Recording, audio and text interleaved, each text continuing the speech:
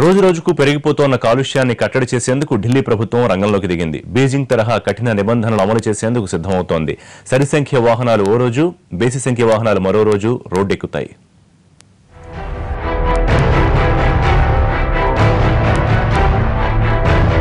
ఢిల్లీలో ఉండటం అంటే గ్యాస్ ఛాంబర్లో ఉన్నట్లే. ఈ వ్యాఖ్యలు చేసింది మరెవరో కాదు, ఢిల్లీ హైకోర్టు. దేశ రాజధానిలో పరిస్థితి నిజంగానే అంత దారుణంగా ఉంది. వేగంగా పెరిగిపోతున్న కాలుష్యం నగరవాసులను నరకానికి చేరువ చేస్తోంది.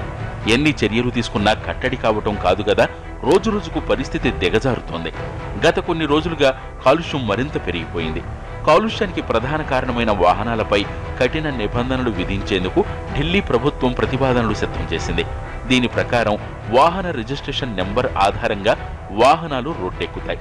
నెంబర్ చివర్లో సరి సంఖ్య ఉన్న వాహనాలు ఓ రోజు, బేసి సంఖ్య ఉన్న వాహనాలు మరో రోజు రోడ్లపైకి వస్తాయి. ఈ రోజు వాహనం తీస్తే మళ్లీ ఎల్లుండి వరకు ఆగాల్సిందే. అంటే నెలలో 15 రోజులే రోడ్లపైకి అనుమతి ఉంటుంది. మిగిలిన రోజుల్లో ప్రజా రవాణా వ్యవస్థను ఆశ్రయించాల్సిందే.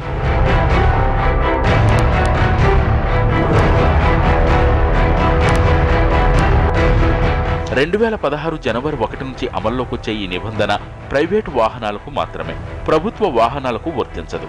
ప్రభుత్వ తీరుపై హైకోర్టు తీవ్ర అసంతృప్తి వ్యక్తం చేసిన నేపథ్యంలో ముఖ్యమంత్రి కేజ్రీవాల్ అత్యవసర సమావేశం ఏర్పాటు చేశారు. సుదీర్ఘ చర్చల తర్వాత ఈ నిర్ణయాన్ని ప్రకటించారు. కేజ్రీవాల్ నిర్ణయంపై తీవ్ర విమర్శలు వ్యక్తమవుతున్నాయి.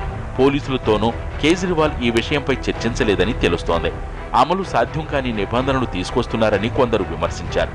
ఎంపీ, ఎమ్మెల్యేలకు లేని నిబంధనలు మాకెందుకని మరికొందరు ప్రశ్నిస్తున్నారు. కాంగ్రెస్, బీజేపీలు కూడా కేజ్రీవాల్ ప్రభుత్వ తీరును తప్పుపట్టాయి. పబ్లిసిటీ కోసమే కేజ్రీవాల్ ఈ నిర్ణయం తీసుకున్నారని కాంగ్రెస్ విమర్శించింది. దీనివల్ల సామాన్యులు ఇబ్బంది పడతారని ఆరోపించింది. అయితే కేజ్రీవాల్ మాత్రం వీటన్నింటినీ పట్టించుకోనంటున్నారు.